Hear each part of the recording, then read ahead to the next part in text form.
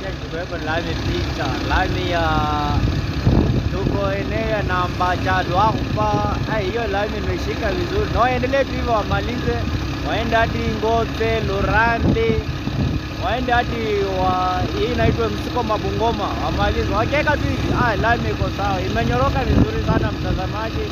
Saizi watu wa Nambacha wanasikia vizuri, hawaoni vumbi hata kidogo.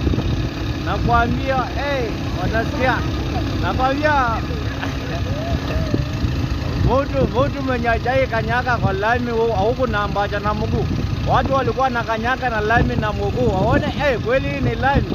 Juu kuna watu wenye hawajai kanyaka na lami na mguu. Sasa wamesema at least wakanyaka hii lami ya Nambacha, at least imepita. Naona watu wako na matumaini hii lami itaisha.